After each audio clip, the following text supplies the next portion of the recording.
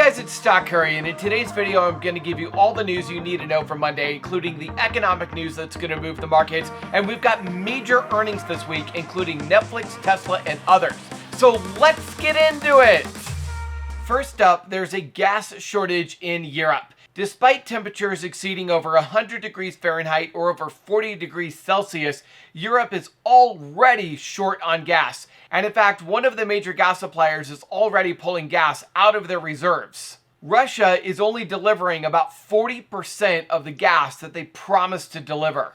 Now, if Europe is already pulling gas out of their reserves because Russia's only delivering about 40% of what they promised, and we're in the middle of summer with record high temperatures, imagine for a minute what's going to happen when winter hits and people have to heat their homes. A lot of people are very, very afraid that Europe will run out of gas come this winter. If you think gas prices were high and you think they've been going down and they're just going to keep going down, watch out, because there's a strong chance that gas prices are going to rise as we start to get into winter, as Russia continues to not deliver the amount of gas that they promised they would. Now, in some somewhat good news here in the United States, Fed officials, it's their central bank, they are signaling a 75 basis point rate hike, or 0.75%. Policymakers are leaning against doing a full point increase. That would be a 1% or 100 basis point increase. Now, the reason this is good news is because the markets tanked after fears that the Fed might actually do a 100 basis point or 1% increase after inflation came in at 9.1% last week. However, now the Fed is signaling no, they're only going to do a 75 basis point rate hike. That is now getting priced into the markets. We're seeing stocks start to rise. So this actually is kind of good news for the markets. And in some other somewhat good news, Deutsche Bank says that the markets are now pricing in a 100% chance of a recession before the year's end. Now, the reason this is good news is because if we are officially in a recession, which again we'll find out on July 28th, then the markets aren't going to tank as much as they might otherwise have if this has come at some sort of surprise. Now, the one thing I do want to point out is that the futures markets are pricing in a 100% chance of recession. It's not necessarily priced into the stock market yet. Remember, we have a lot of things priced in the stock market, including high inflation and rising interest rates, but the one thing that's not yet priced in are company earnings going down. And we saw that when JP Morgan and Morgan Stanley missed earnings last week and the Dow dropped over 2%. The Dow just doesn't normally move like that. So when we get to earnings this week, it could be a major mover in the markets, and we'll get to that in just 1 minute. First, I want to talk about how the economy is doing, and unfortunately it continues to get worse. Inflation has now outpaced wage growth, and it's starting to cut into consumer spending. Even though consumers are spending more, they're buying less. And as you can see on this chart, real wage growth, that's the earnings growth minus inflation, is actually fallen more than it did during the Great Recession. This is bad, really bad for earnings, because it means that consumers have much less buying power. They're going to start spending less and less and less. And companies are going to have to start forecasting lower forward guidance. As they do, this will bring the stock market down. When, we don't really know if it's going to be this quarter or next quarter, but eventually the stock market is going to have to start pricing in lower company earnings due to the fact that consumers are spending less. And we also have the dollar continuing to gain strength. Now, this is due to fears of a global recession and a deterioration in Europe, which is causing people from all over the world to put their money into the United States in things like US bonds and treasuries and other forms of assets that will go up even as their local markets go down. Now, that might seem like a good thing at first, but it does have some serious negative consequences. One of those being that gold, silver, and commodities prices will continue to fall in relation to the US dollar. But the bigger issue is that any company that does business overseas is going to see decreased revenues and decreased earnings because the strength of the US dollar makes all of the other economies and all of the other currencies weaker and less valuable. So even if these companies who do business overseas are able to pull in more money from these overseas companies, that money is worth a lot less due to the fact that when the dollar goes up, every other currency goes down. So any company that does business overseas is going to have issues with their earnings and revenue. And in fact, we already saw Microsoft do this when Microsoft lowered their forward guidance after saying they were going to see $300 million less revenue from the strengthening US dollar alone. Now, this is a major problem because who are the companies that do the most amount of business overseas? It's typically going to be your mega cap companies. Think Apple, Tesla, Microsoft, Amazon. And the problem is those mega cap companies, if they start doing write-downs, they start seeing lower earnings due to the strengthening dollar and due to the fact that other companies' economies are going down, the problem that we're going to end up seeing is those mega caps, when they start lowering earnings, well, guess what? They have such a heavy weight in the market indices, such as the NASDAQ and S&P, that when the mega caps start coming down, they are going to bring the entire stock market down with them. But even if the stock market is expected to go down in the long term, it could do just about anything in the short term. So let's take a look at what economic news we have coming up this week that might move the markets. First up on Monday, we have the Home Builders Confidence Report. This is expected to decrease for the 7th month in a row, so it probably isn't going to move the markets that much. Now on Wednesday, we have sales of previously built homes, which are expected to decline also, and that's pretty much priced into the markets at this point as well, so I don't expect that to move the markets that much either. Now on Thursday, we have U.S. initial weekly jobless claims.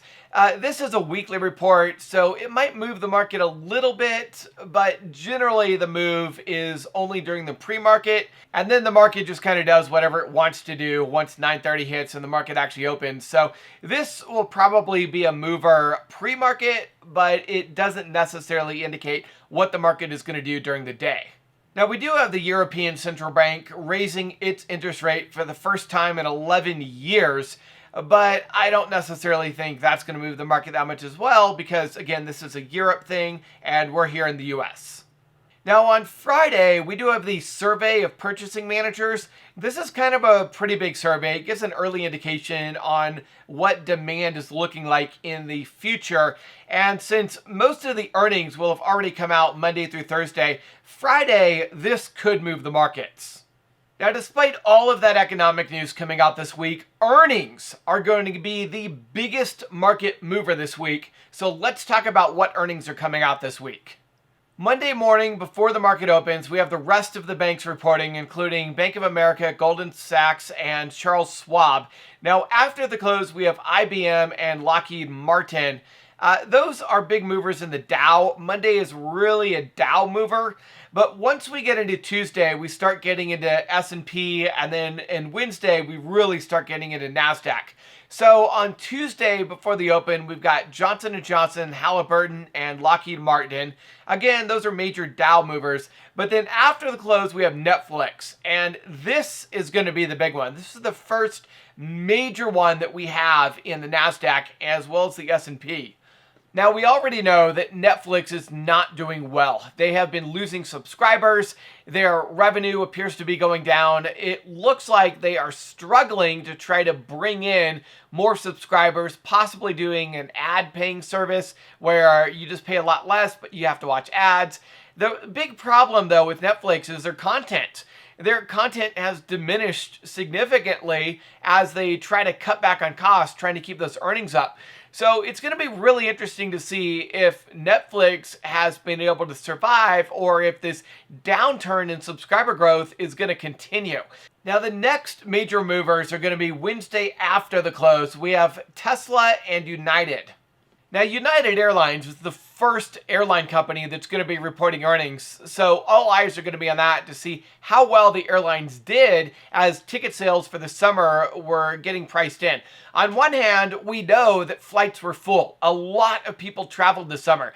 On the downside, though, gas prices and oil prices went up significantly, and since tickets are purchased long before those oil prices went up, the question is, how much profit did these airline companies lose due to the higher oil prices?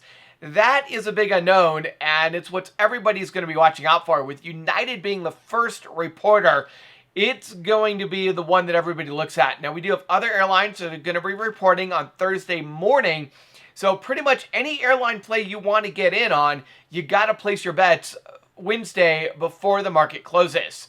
Now, the big one on Wednesday, the one that's really going to move the markets, especially the Nasdaq and S&P, is Tesla.